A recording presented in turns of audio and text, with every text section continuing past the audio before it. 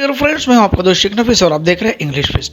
अगर आपने हमारे चैनल इंग्लिश फिस्ट नफीस सर को अब तक सब्सक्राइब नहीं किया है तो इसे ज़रूर कीजिए और साथ ही साथ इसके बेल आइकन को प्रेस कीजिए ताकि आने वाली तमाम लेटेस्ट वीडियोस की जानकारी आपको मिलती रहे।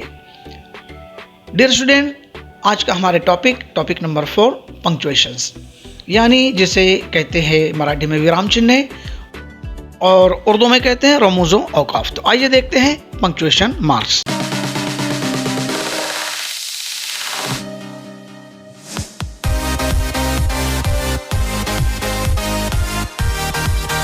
Symbols which describe our feelings and emotions are called punctuations, यानी ऐसी निशानियाँ जो हमारी फीलिंग्स हमारे इमोशंस को बयान करते हैं उन्हें ही पंक्चुएशंस कहते हैं। पंक्चुएशंस जो लिखते वक्त इस्तेमाल करते हैं या बोलते वक्त पॉजेज और पिच ऑफ द वॉइस के ज़रिए से हम उसका यूज़ करते हैं ताकि ये साफ पता चले कि हम क्या बोल रहे हैं।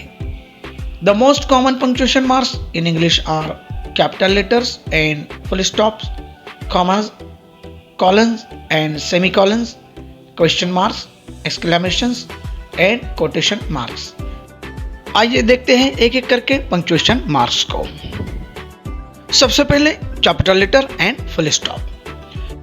हम किसी भी सेंटेंस के फर्स्ट वर्ड का फर्स्ट लेटर कैपिटल लिखते हैं और उस सेंटेंस के खत्म पर फुल स्टॉप यूज करते हैं। For example, Mirabai Chanu won the medal for India. देखिए, सेंटेंस में जो फर्स्ट वर्ड है वो है मीराबाई, उसका एम कैपिटल है। वैसे भी मीराबाई एक नाउन है, एक नाम है, इसलिए भी वो कैपिटल है और सेंटेंस का पहला वर्ड इसलिए उसका पहला लेटर कैपिटल है। और लास्ट में लिखा हुआ है इंडिया, तो ये भी एक नाउन है इसलिए आई कैपिटल है और लास्ट में हमने लगाया है फुल स्टॉप। देखिए, सेंटेंस में 3 जगह कैपिटल लेटर्स का यूज किया है। फर्स्ट मीराबाई, उसका एम, सेकंड चानू, उसका सी और लास्ट में इंडिया, उसका आई। और बिल्कुल सेंटेंस के आखिर में फुल स्टॉप से उसको हमने क्लोज किया है सेंटेंस को। Second sentence, rainbow is the beauty of sky, यानी इस सेंटेंस में भी देखिए पहला जो वर्ड है रेनबो उसका आर कैपिटल लिखा है क्योंकि वो पहला वर्ड है, उसका पहला लेटर है और लास्ट में इसके हमने फुल स्टॉप का यूज किया है। इसी तरह capital letters proper nouns, personal nouns, book name, historical sites, newspapers and geographical places के नेम्स, इसके लिए वो पहला लेटर उसका कैपिटल यूज़ करते हैं, जैसे ज़िदान, शहादा, the Lokmat and the Taj Mahal etcetera. Second है question mark. We use question marks to make clear that what is said is a question, यानी हमने जो कहा है वो सवाल है ये बताने के लिए सवालिया निशान यानी क्वेश्चन मार्क का यूज़ किया जाता है।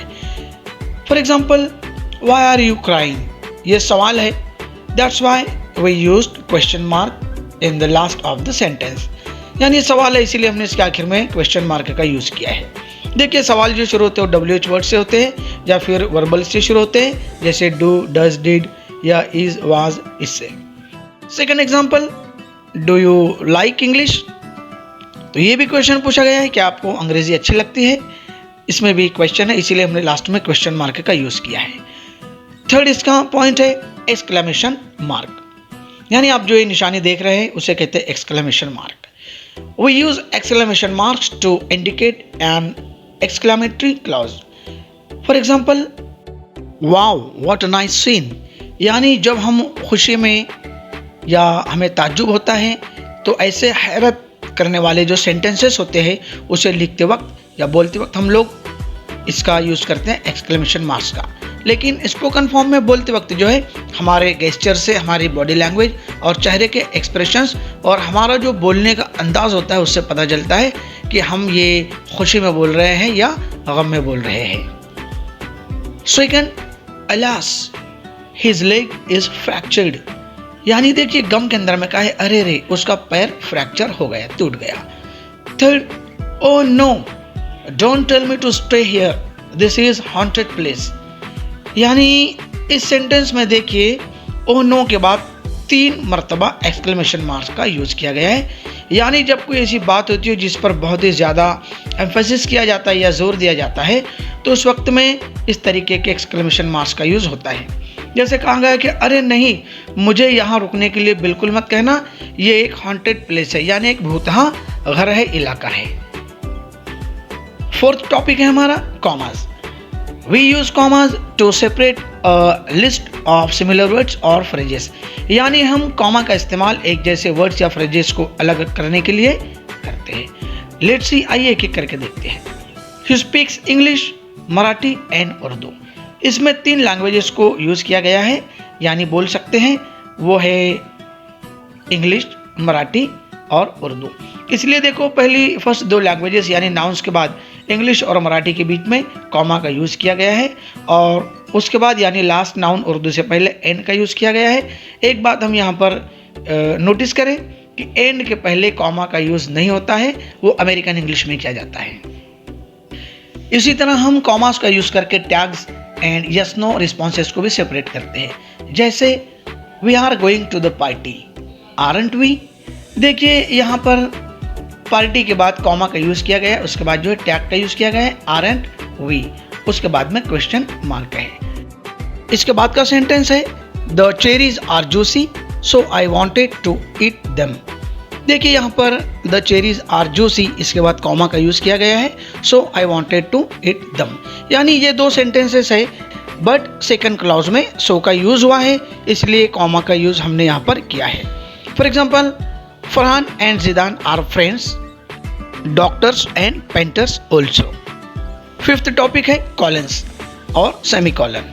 We use colon in a sentence to introduce lists. जैसे These 3 things are the decoration of a man: character, manners and etiquettes। देखिए सेंटेंस में कहा गया है कि ये 3 चीज़ें इंसान की जीनत होती है, अखलाक, ढंग और आदाब। यानी जिन 3 चीज़ों की लिस्ट दिखाई गई है उसमें पहले कॉलन का यूज़ किया गया है। ये इस बात को इंडिकेट कर रहा है कि आगे एक लिस्ट है, जैसे 2 चीज़ों की लिस्ट हमने उसके बाद लगाई है। इसी तरह हम कॉलन का यूज़ किसी सबटाइटल या किसी टॉपिक के सब डिवीज़न को इंडिकेट करने के लिए करते हैं। For example, the funny Sunday, stories of my childhood. देखिए ये एक मेन टाइटल है इसका, द फनी संडे। उसके बाद हमने कॉलन का यूज़ किया है और फिर लिखा उसके आगे उसका subtitle, stories of my childhood. Colon का यूज़ डायरेक्ट स्पीच को भी इंडिकेट करने के लिए किया जाता है, जैसे then teacher said you really won't pass the exam. इसमें जो वर्ब है सेड, उसके बाद कॉलन का यूज़ किया गया है। छठा टॉपिक है semicolon. We use semicolons to link two independent clauses that are closely related in thoughts. यानी 2 ऐसे इंडिपेंडेंट क्लॉजेस जो तकरीबन एक ही जैसे मतलब के लिए इस्तेमाल किए जाते हैं, उसके लिए सेमी कॉलन का यूज़ किया जाता है। For example, some students write with word processor, others write with pen और पेंसिल्स। देखिए यहाँ पर वर्ड प्रोसेसर के बाद सेमी कॉलन का यूज़ किया गया है, उसके बाद पेन और पेंसिल। ये 2 इंडिपेंडेंट क्लॉजेस है जो लिखने के बारे में बता रहे हैं और दोनों थॉट्स एक ही है। Second, the cat is cute, it is also white. देखिए यहाँ पर भी सेमी कॉलन का यूज़ किया गया है। लास्ट है quotation marks. We use quotation marks in direct speeches, जैसे Mala said I don't like snacks. देखिए यहाँ पर माला सेड के बाद कॉमा है, उसके बाद आई डोंट लाइक स्नैक्स। ये जो माला के वर्ड्स हैं जो उसने कहे, उसको डबल इन्वर्टेड कॉमा से दिखाया गया है, इंडिकेट किया गया है। Second sentence, there was a heavy rain last night, Monica said. देखिए इसमें जो कहने वाला है मोनिका, वो लास्ट में लिखा गया है और उसका जो स्पीच है वो बिगिनिंग में यूज़ किया गया है, इसीलिए डबल इन्वर्टेड कॉमा का यूज़ हमने बिगिनिंग में किया है। जैसे there was a heavy rain last night, तो इसको डबल कॉमा से इंडिकेट किया गया है। तो डियर स्टूडेंट्स, ये वीडियो आपको कैसी लगी कमेंट बॉक्स में ज़रूर बताइए। अपने एग्ज़ाम्स का प्रिपरेशन कीजिए, एग्ज़ाम्स चाहे कोई भी हो, ये क्वेश्चंस पूछा ही जाता है।